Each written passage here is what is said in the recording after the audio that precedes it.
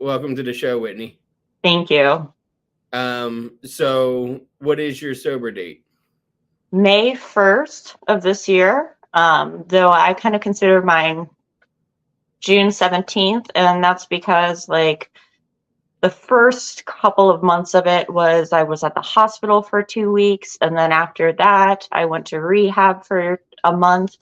So when I got out, it was like that was the first time I had to be sober, and I was choosing to be sober. You So, beat me by a month. I got mine's April 1st. oh, nice.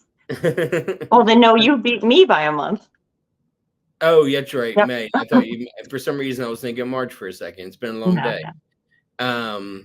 As I'm and I have been so I'll tell you a little bit. I have been clean from opiates for over 6 years. I have been alcohol free for 4.5 years, and I have been sober from benzos and weed since April 1st. Okay, So congratulations. thank you. And I haven't made a bet since July 13th because I'm abstinent from betting too because I have a problem with gambling as well. A lot of people that goes hand in hand, apparently. Yep. So what was going on that landed you in the hospital May 1st? Alcohol. Um, it's funny because I have never even tried a hard drug in my life. Um, and I drank completely normally before probably my 30s. And then for some reason, it kind of took over my life. But starting this year, pretty much at the beginning of the year, I just kind of went on like a rampage. And I couldn't get myself out of it. And then I tried to like wean myself off of alcohol. And all of my loved ones were getting really worried because I was failing miserably every time I tried. And then starting in March, they started calling wellness checks on me. I landed myself in the hospital 3 times before I finally actually successfully did it. Well, let's backtrack. Where are you from? I'm from originally Atlanta, Georgia. I'm up in Binghamton, New York now, though. My wife's from Susquehanna. Oh, okay. And Close. she was on here. She always talks about going to Binghamton because that was like the closest that at the closest Walmart or the closest mall because she Yeah. lives in the middle of nowhere. Hmm. So they had to drive like 45 minutes to do anything. So I'm very familiar with Binghamton. Uh, Yeah. what Still landed not you up much there from here. Atlanta? What Hmm. landed you up there from Atlanta? I got engaged to somebody who was originally from up here. So I moved up here about 2.5 years ago. Well, Okay. 2 years and some change. All right. So you were born and raised in Atlanta then, I was up until I was 33. and that's where your family is. Yeah, yeah, everyone's still down there. That's why Mhm. they had to do wellness checks on you because they weren't really sure what was going on. Well, it was actually that the guy that I was with, he I was tired of my shit, understandably, and moved back in with his parents. And him and his parents were still amazing people at the time, and were still checking in on me like on a daily basis to make sure I wasn't like dead or like I don't know what else. So they were calling the police. One of my a mutual friend of ours told me afterwards that they were calling every single day to try to get me into the hospital. So, how old were you when you first started drinking? Honestly, it was after I turned 21. I didn't even get drunk for the first time until I was probably 23, 24 years old. So you're what Um, we call a late bloomer. yeah, for sure. For So you sure. didn't drink. You didn't drink at all in high school. No, like I remember when I was little, my parents would give me and like my little sister like a little tiny bit of champagne at New Year's Eve, like less than a glass, and that was like the closest thing I'd ever had to like underage drinking. Are you the oldest or the youngest? I'm right in the middle. I have one younger sister who has now passed away, and two older sisters. 4 girls, that's a whole lot to handle as parents. Yeah, yeah, yeah, it's um, a lot. and normal childhood, parents still together, or Oh God, no. okay. No, not normal by any stretch of the imagination. My parents are very much not together anymore, and honestly, I'm grateful for it. Um, I guess the backstory of that is my dad is just basically a piece of shit, and my mom is a recovered addict. Um, but it definitely ran in the family with her. We have a much better relationship than we did when I was a kid, but um, I Yeah, think it's it took time. yeah, sometimes when you're further away, like I lived all over the country, and Yeah. I always got closer to my dad and my mom when I didn't live with them or near them. It's funny you say that because, like, I've totally noticed that. I feel like she and I do have a better relationship now that I'm 900 miles away from her. Yeah, it was like that. I went back and forth between New Jersey and Massachusetts for a while. And when I would be in Mass and they would be in Jersey, or vice versa, we got along better. If we were Mhm. all in the same house, we would barely talk. But when we lived hours from each other, we were like best friends. Yeah. And, it was the same with my dad. And at one point, my dad and my brother and I were running a business in Pennsylvania, and we all lived together, but yet we would fight all the time living together. But as soon as I moved to Bloomsburg, and then we would talk every day on the phone, like there was no problems. Right. And then, we became best friends and all that kind of stuff. And, we were best friends up until the day he died last June. And it's part of my relapse was not processing his death the right way. Hmm. Like I went from using cannabis as a medicine to using cannabis to escape after he Right. passed, and I would be smoking all day every day, and it just wasn't sustainable and it wasn't healthy. That's why I had to quit that, because I didn't know how to use it as a medicine anymore. Hmm. um so you really discovered drinking at like 21, 22, 23. Right. And you went your whole 20s with just like being a social drinker. Yeah. Yeah. It was never really a problem for me. I used to like regularly be like the DD for my friend group and all that. So, What I never changed? um I think that a huge part of it is I had a breakup in my early 30s, and we had gotten together because we were part of like the same friend group. And I think that when I left that relationship, a lot of my friends kind of took his side. And I kind of found myself alienated from a whole lot of people and like all of my outlets.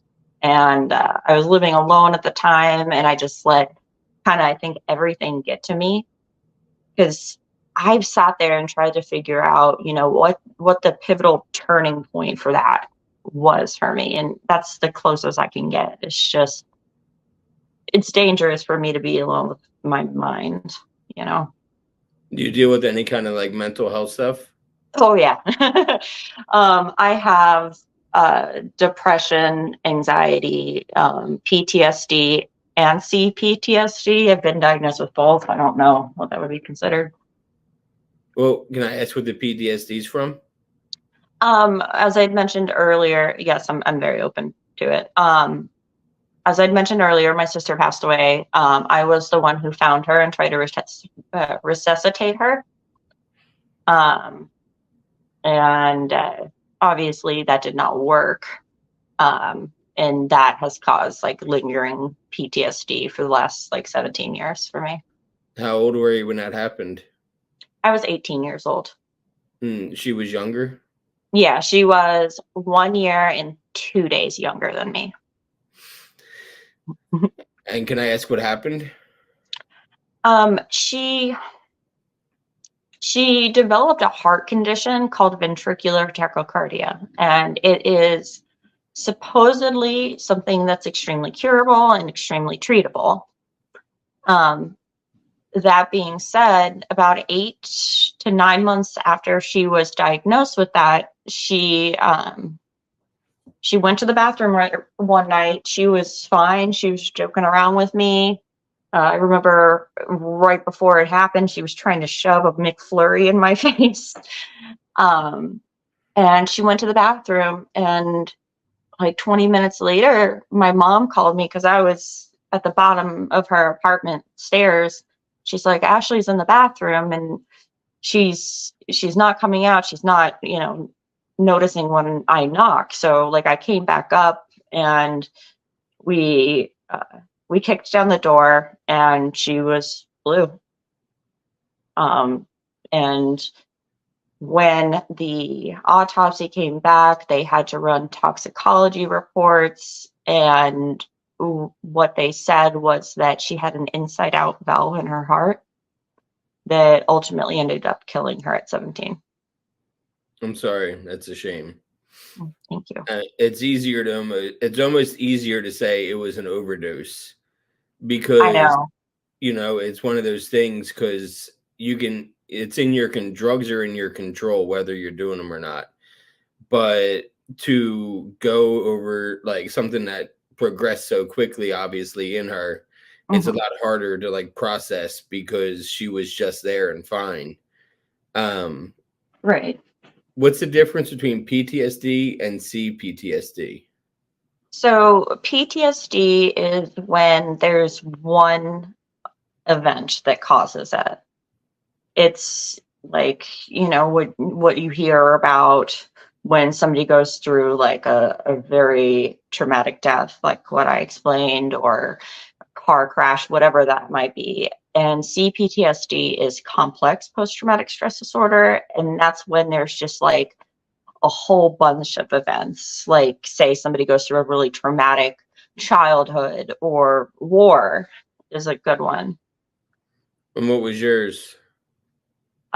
Just my childhood. My dad was very abusive, and I dealt with a lot of things growing up that no kid should have to deal with.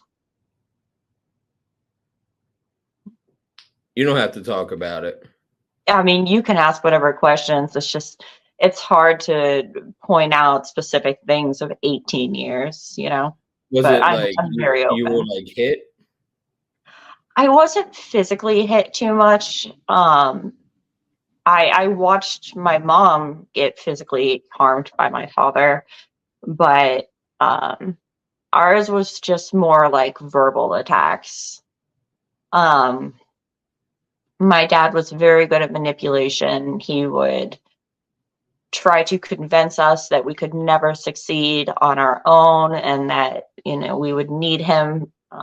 He relied very heavily on the fact that he has wealthy parents, and would try to kind of fully convince us to stay under his control because we wouldn't be able to make money on our own, that kind of thing. He would make comments about us, like our physical appearance, about um, our intelligence, about women in general. Would threaten us all the time. Just, just things like that. How old were you when your mom finally had enough? Um, I think I want to say it was actually he moved out the day before I went to high school. So like Uh, 14ish, yeah, 15. 14 probably. Yeah, that makes Mhm. sense. So, and your older sisters are at least in high school or almost done high school by the time that happened. They were out of high school. They're stepsisters. So my mom kind of had us in groups. My older sisters, they're 5 years different from me. Well, 5 and 6.5 years different. Are they twins? No, they're just 18 months apart. Oh, okay. Hmm. Um, so you said your mom's in recovery. Was she in recovery when you were born? No, no. I honestly think that she started drinking and using drugs because of how my dad treated her. So she was pretty heavy into addiction when they broke up. Um, she didn't really get sober until uh, I was maybe 19 or 20 years old. Oh, okay. Hmm. But it must have been tough, at 15, basically being on your own because your sisters are practically out of the house by then. Even if you live under the same roof, because like my brother and I, we're best friends today. We're 3 years apart, and I'm 3 years older, and we're best friends today. But when I was 16, 17, 18, 19, 20, we could have been enemies with how little we talked, how little I was home. Even though I was living under the same roof, I was never there. I was always doing my own thing. Right. And, we didn't become close until we were in our mid to late 20s. And, Mhm. now I was best man at his wedding, and we That's talk awesome. every day. And we have a good brother relationship, a great brother relationship, I should say, because we FaceTime almost every day and we talk now. And but when I was, your sister's ages, Mhm. it would be like I would be a ghost in the house. Like I would only come home to maybe eat, shower, and sleep. Besides that, I was Right. always out doing my own thing. Um, so when you're 14 and your sisters are 5 years older, I'm sure that they weren't like there with you, when you're doing anything, and all you have is your younger sister and yourself to really rely on. Right. They left the house as soon as they could. My older sister, that's closest to age that I am, also struggled with addiction. She was actually in and out of rehabs all throughout her teenage years, and the oldest one just got the hell out of the house as soon as she could because it was like I said, it was an abusive, bad situation to be. So they didn't want to be there. Yeah. And because they didn't divorce until you were like 14, 15. Right. So, that's a long time of being around an abusive relationship to where you almost, and I can see why you have complex PTSD because you're also being verbally abused, and, watching your mom be abused is abusive enough for her, let alone for her kids to have to see that too. Hmm.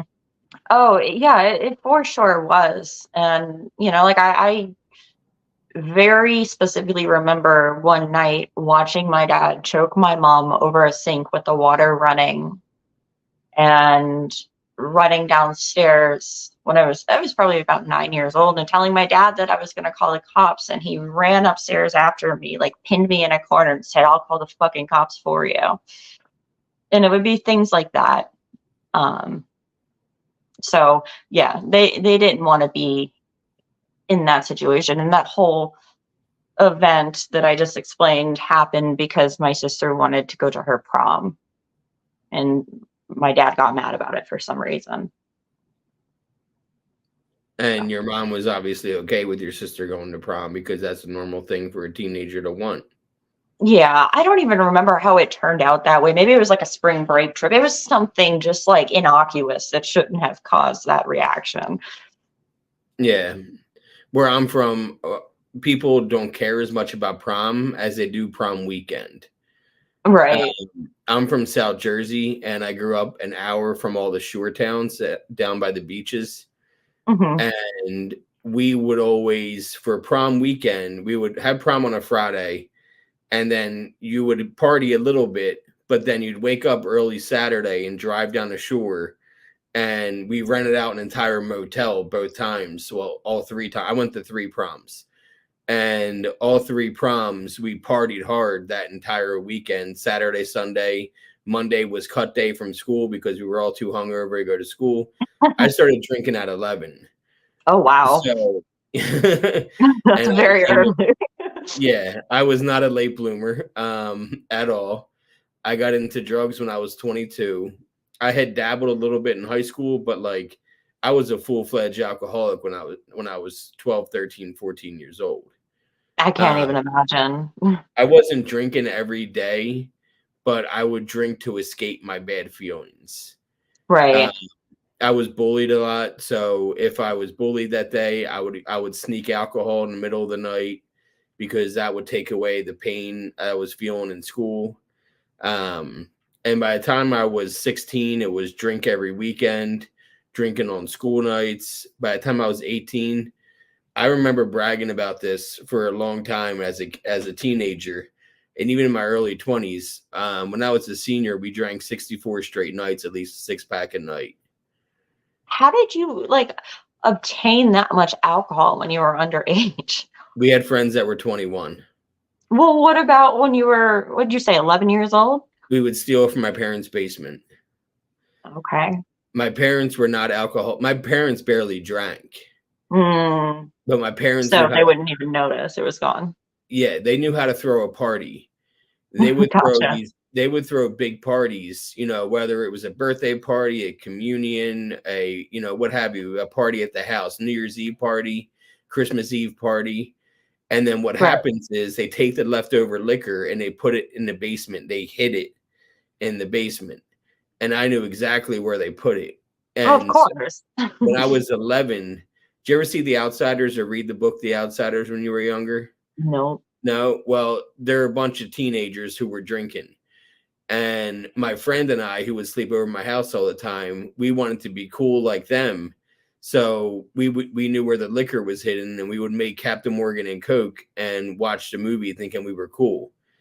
And then when I was 12, a friend of ours got hit by a car and he passed away. And I can distinctly remember saying to that friend, like, hey, if we drink tonight, we're going to feel better. And so that's Mm, me drinking for the effect and not for the fun. And I was right. drinking to forget and to numb my pain that I was feeling. And which is something that I carried with me. When my fiance committed suicide, I went from being a drug addict to also being a full-fledged alcoholic, drinking 6-7 nights a week, Mm, and just did not again know how to process death. And it carried over when my dad passed. I didn't know how to process his death. And so I didn't go to drinking, but I manipulated my psychiatrist to give me benzos. And I started smoking weed every day, all day, as opposed to mhm. using it as a medication. Um, so that's why I was so young when I started, now 4.5 years without alcohol. It's by far the longest I've gone without drinking, because before then, you're talking 6 months was my longest streak when I was a kid. So, and Right. it's weird to even think about. I got a 10-year-old, and it's my Wow. wife and I, we're both sober. So there's no alcohol in the house. And we were both early bloomers when it came to drinking. Right. Um, and so, we find it funny that our kid is so far removed from drinking right now compared to where we were at that age. You know what I That's mean? great, though, especially for a child because it runs in the family very much. So just Yep. not having that around to tempt, Yep, exactly. So, I mean, some people have healthy addictions, and then there's people like myself who have unhealthy addictions. Um, Yeah, for sure. I can attest to that. why? What other addictions do you have? Oh, I don't. I feel like people with addictive behaviors, we tend to like obsess more than other people about just little things and whatever the little like thing of the week is. Do you smoke cigarettes? Yes. Well, I vape. You vape. When did you start smoking cigarettes? Well, you probably started with cigarettes because vapes weren't out back then. Mm-hmm. When did you Well, first start smoking? um, probably 19. Were you around cigarettes when you were growing up? Yes, both my parents smoke. Okay. So, Mm-hmm. and both my parents didn't smoke, and my brother never smoked. My sisters never smoked. Again, I'm the black sheep, and I started smoking when I was 13, and Mm-hmm. which I need to quit because it's been 25 years now. And my What's wife's funny is I 40. get so used to saying I vape too, but I kind of go in between the two at this point. My wife just turned 40 and she finally quit vaping. She used a nicotine patch. and the Mhm. nicotine patch helped her. And she's like, I still got some left over when you're ready. And I'm like, maybe in a couple months, because I'm still not ready to quit smoking, because I get stressed out easy, and I deal with a lot of, I'm bipolar, so I'm major depression, and I go through bouts. Like, I have a therapist, I have a psychiatrist, I go to AA, NA, GA. I do this podcast as a way to heal. You know, Mhm. my wife and I are very open and have very open conversations. So there's many different ways that I talk about things, but that doesn't mean that my life's perfect by any stretch of the imagination. Um, so you're in your early 30s when you start like drinking heavy then. Yes, I was, and What was your I drink of will. choice? What?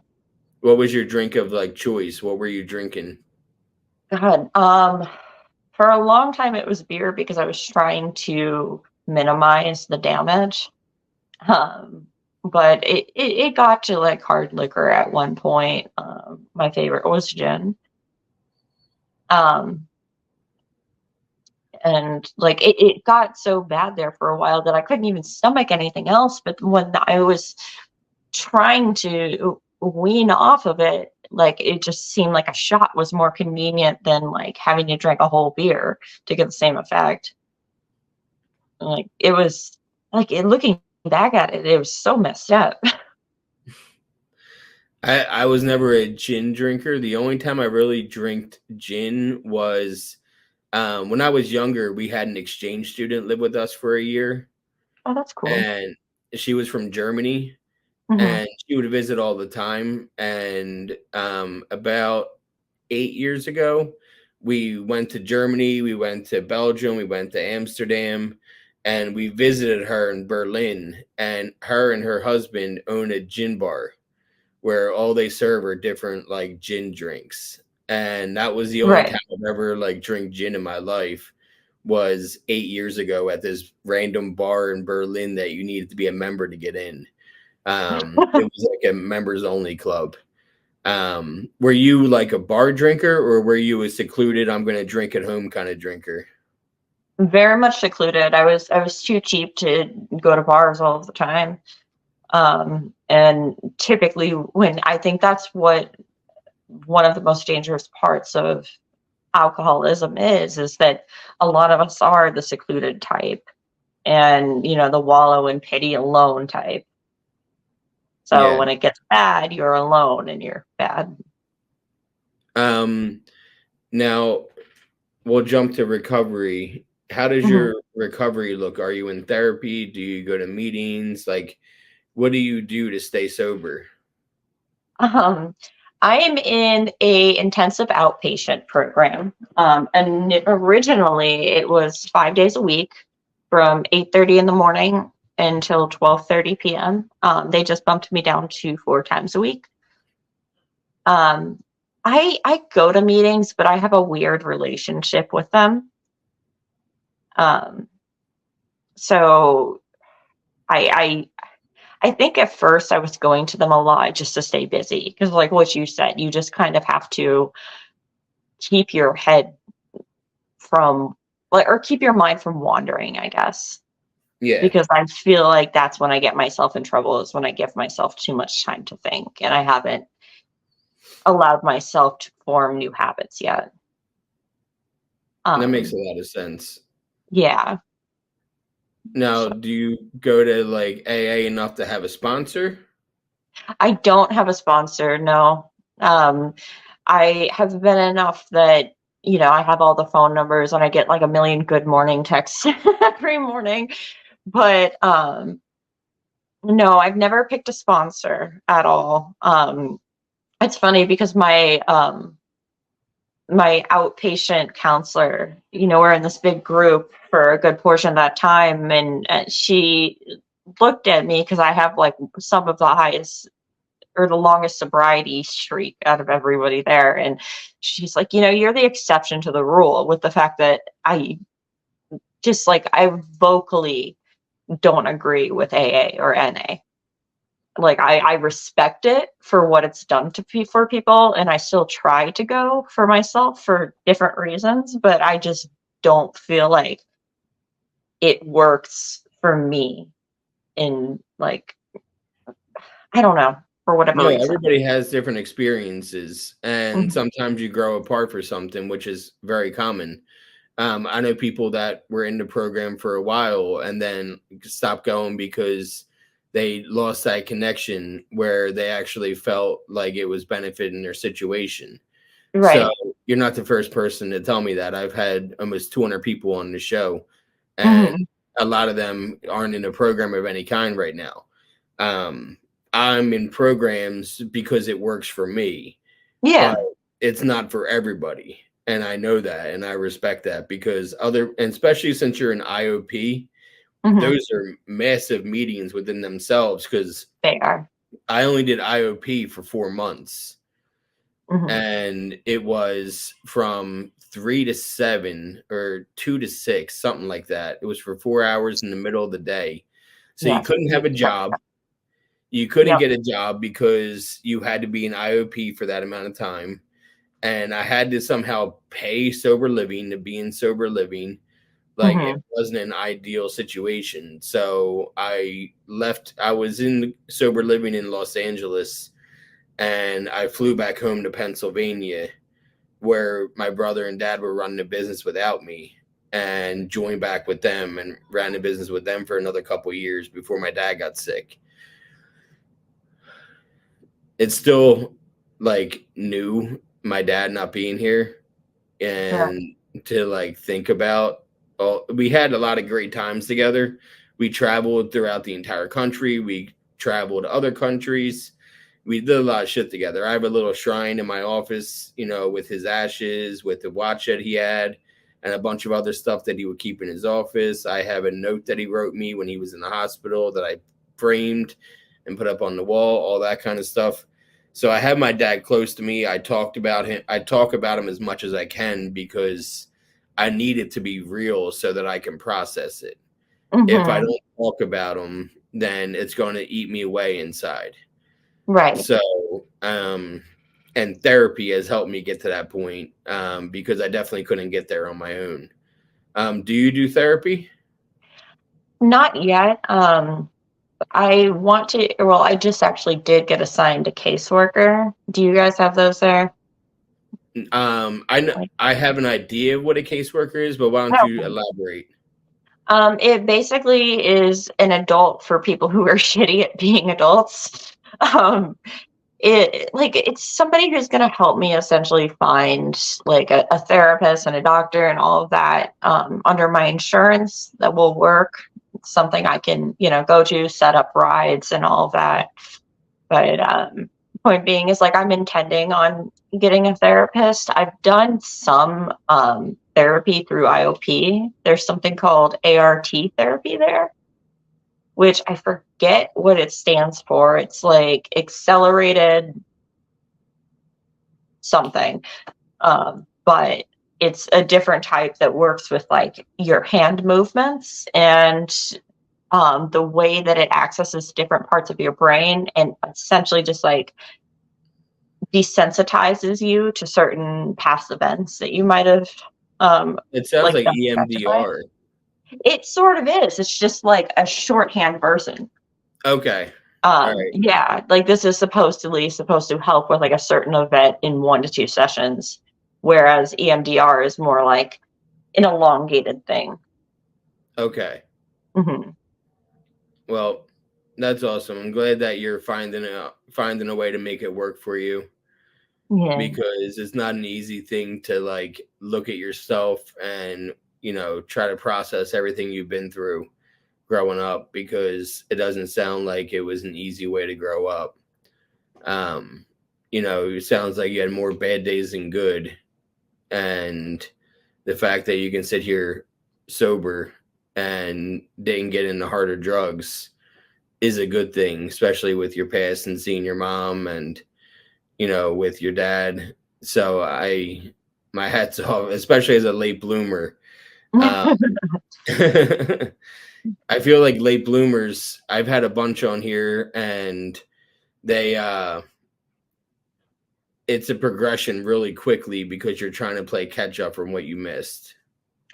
Clearly, because like I've met a lot of people that are, drug addicts and alcoholics, and I've never seen people brought to their knees quite as bad as I was. Um, I went to the hospital the time before the last time I went to the hospital, I went in with a 0.51 alcohol level, and they told me straight up they didn't know how I was alive, and they put me in the ICU. Um, but I was going to say, it's funny though that you say that you were addicted to Xanax at a time, because I was prescribed that for 14 years too. And I kind of always have thought that maybe getting off of that was part of the problem, or even maybe what made me fall in love with alcohol the way it did, because it does the same thing. It affects the exact same receptors in your brain. Yep. Hmm. Blackout, have Yep. less inhibitions. Hmm. I always say Xanax made me steal. It's what? Xanax will make me steal. Oh, make you steal. Oh, wow. Yeah, I never had that experience, but I could see that happening. I would abuse Xanax, and then Mhm. I caught myself stealing all the time whenever I was high on Xanax. Wow. Yeah, So it was a weird experience for me though, because I was prescribed it and I really didn't know what it was when I first started taking it. It was much more innocent, and I don't think I ever really abused it. But they still, like, I went to a psychiatrist that was such like a pill pusher that, he might as well have just been dealing it to me on the streets. yeah, that's how my psychiatrist was. Let's be honest. I manipulated my psychiatrist into giving me Ativan, and then I Right. manipulated him to give me Valium instead of Ativan. And then once Mhm. I got Valium, I realized I could snort Valium, so I started snorting my Valium, and all things that I shouldn't have been doing as somebody who was supposed to be in recovery. Right. I was doing these all under the guise that I'm in recovery, and until my Mhm. wife pointed out to me, like, "Hey, you're not clean anymore. Like, you're abusing your medications. You're not clean anymore." And I had to like come to terms with starting over again. I think everybody's view of what sobriety is different. I know somebody who is sober, like she considers her clean date to be one day, and yet she does still use cannabis because she has cancer, and it helps her eat. Yeah, And then there's, the AA folk who say no mind altering substance. And yet, like, what got me about that was I went to a meeting not long ago, and you know how they hand out the pages and you all have to read, like the 10 commandments or whatever it is of AA. Um, yeah, so somebody was reading like no mind altering substances, and then she shared maybe 10 minutes after that, and she was complaining about her mood stabilizers and how she wants to get back on them. And I'm just like, isn't that literally in definition of mind altering substance?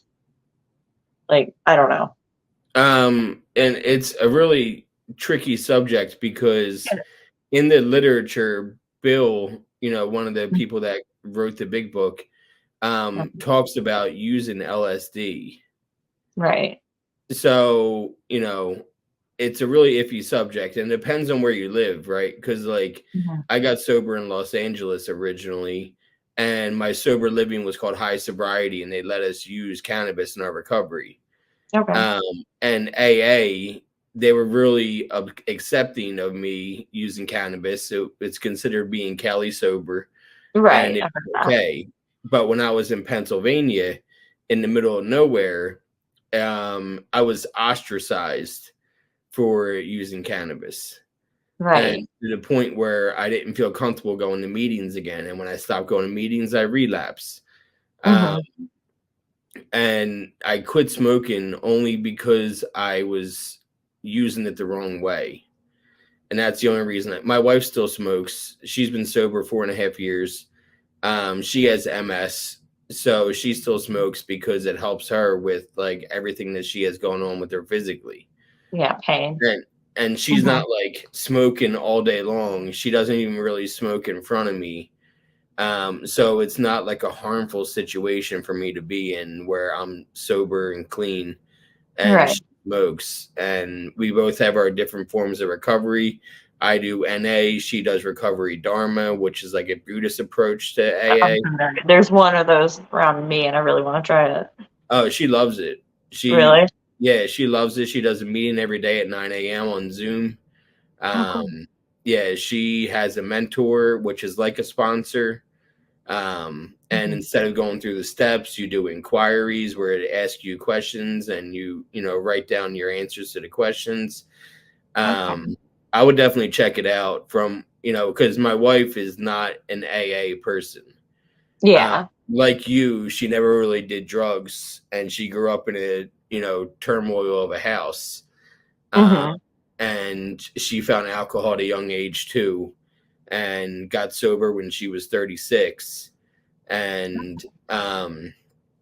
she definitely has learned a lot about herself in the last 5 months that she didn't know before. And she still does daily meetings. So I would definitely check it out. It's recoverydharma.org is Okay. where you can find Zoom meetings because I just interviewed somebody else from Recovery Dharma.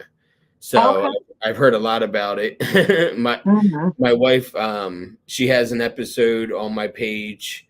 It's literally called the one where Mikey does Recovery Dharma. And we talk a lot about it because I didn't know much about it because she doesn't ask me about NA. I don't ask her about that. We respect each other's Right. programs. But interviewing her, I asked her all the questions to learn more about it. And it's really interesting. So I would definitely check it out if you're not really into AA's way of doing things and looking for a different outlet to, you know, grow. I think it'd be Mhm. really helpful for you. Yeah, I'll for sure check that out. Like I said, I know there's like a physical in-person one here. It's a little outside for me to get there in terms of like I don't have a car, but um, I always was interested in that and smart recovery. Yeah. I'm sure Smart Recovery is online too. Oh, it probably is. Yeah. But yeah, you can find there's a ton of meetings on recoverydharma.org where you can just sign into a meeting and Zoom. And she does a 9 a.m. one every day, and there's like 50, 60 people in those meetings. Hmm. So they do meditations if you're into meditating. They do daily meditations during the meeting. They do therapy time where you can share with where you're at and, you know, what you're doing and all that kind of stuff. I'll send you the episode so you can check it out to learn more about it. Yeah, I Uh, definitely do. yeah. But thank you again for coming on. Thank you for being so open and honest about everything. I know it's not easy sometimes to look back on where you've been. So I appreciate you taking the time to sit down and be so open about your past with me. Yeah, no problem. Thanks for having me on. Well, have a good night. All right, you too. Bye bye.